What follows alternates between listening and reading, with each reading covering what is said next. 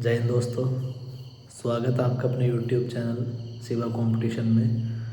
तो जैसा कि थंबनेल देख ही लिया है कि आज हम बात करने वाले हैं UPSSC जूनियर असिस्टेंट 2025 की, जो अपनी 3284 वैकेंसी थी, उसके बारे में आज हम लोग दोस्तों बात करेंगे। तो आप लोग जानते हैं कि जो पैट 2023 हमारा हुआ था, उससे वैकेंसी निकली है जूनियर असिस्टेंट 3284। पहला दोस्तों क्या था, जब ये इसका नोटिफिकेशन आया था, इसका नोटिफिकेशन जो है वो अपना 26 नवंबर 2024 में आया। ठीक है, और नोटिफिकेशन आया, उसके बाद इसका जो फॉर्म ऑनलाइन हम लोगों ने किया वो हमने 26 दिसंबर 2024 से, और अपना लगभग 22 जनवरी 2025 तक हमने इसके फॉर्म ऑनलाइन किए थे। ठीक है, और जैसे ही इसकी लास्ट डेट थी उसी दिन एक नोटिस आता है कि भाई इसकी जो पदों की संख्या है वो बढ़ाकर कितनी कर दी जाती है, 3284 कर दी जाती है। ठीक है, 3284 पद होने के बाद लोगों ने क्या किया, इसकी बिल्कुल भी तैयारी नहीं की, बिल्कुल भी इसके चक्कर में पड़े नहीं। क्यों? क्योंकि तब तक 5512 जो वैकेंसी थी, जिसका पेपर 29 जून 2025 को हुआ है, उसका एग्ज़ाम नहीं हुआ था। ठीक है, अब क्या होगा ये मैं आपको बताता हूँ। अचानक से ऐसा होगा कि आपको लगेगा कि यार 1-1.5 महीना ही मिला है मेरे को तैयारी करने के लिए।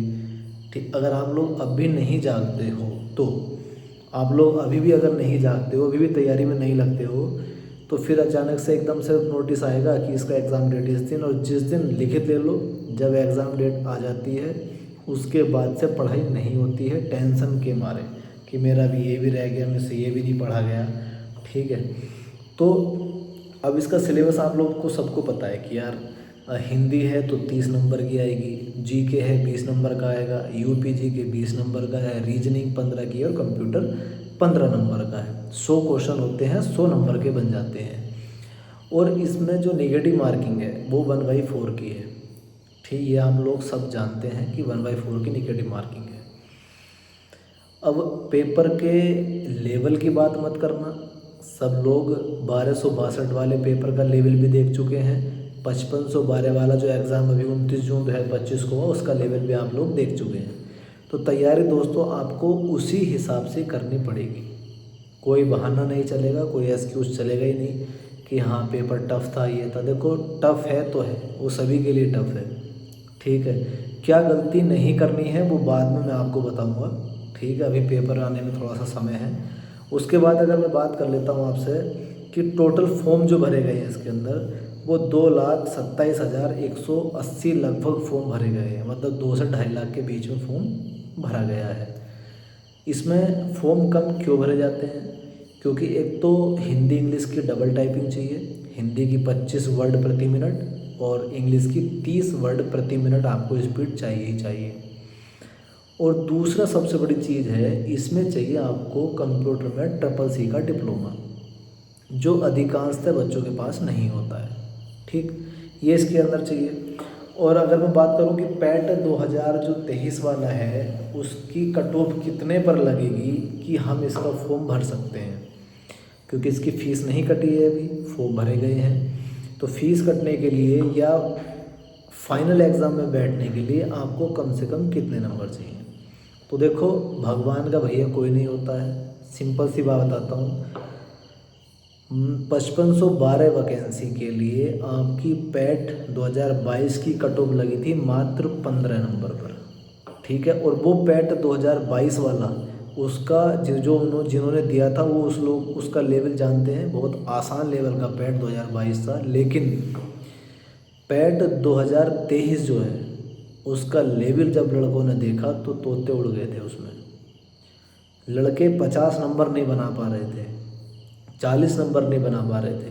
बहुत ही मुश्किल से किसी का इक्का दुक्का 60 नंबर बने होंगे, लेकिन बहुत ही हार्ड लेवल था उसका। इतना हार्ड लेवल होने के बावजूद कुछ यूट्यूब पे मैंने किसी को देखा है कि बोल रहे हैं कि 25 पे कट ऑफ लगेगी, जूनियर असिस्टेंट के लिए 30 पे लगेगी।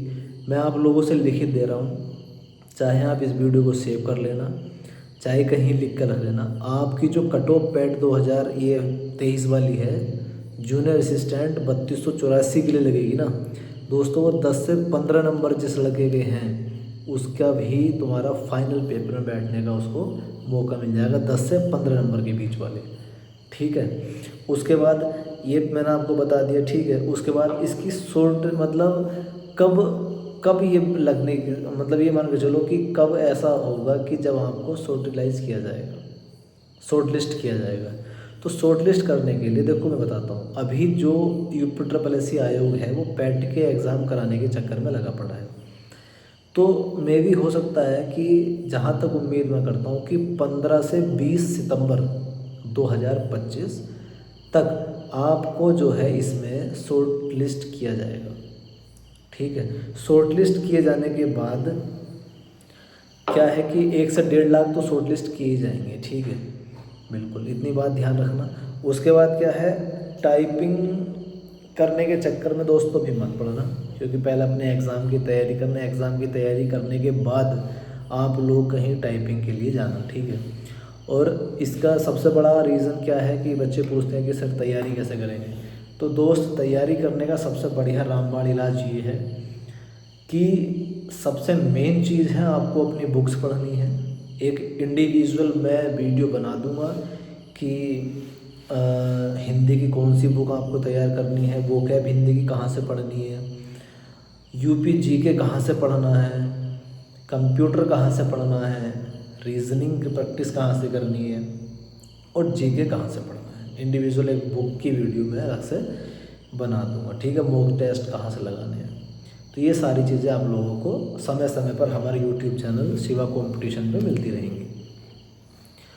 तो UPSSSC जो तुम्हारा पैट है 2025 वाला, उसको भी दोस्त आप अच्छे से देना, और उसकी तैयारी के तुरंत बाद आप लोग जिन्होंने ये फॉर्म भरा है जूनियर असिस्टेंट 3284 वाला, इसकी तैयारी में लग जाओ।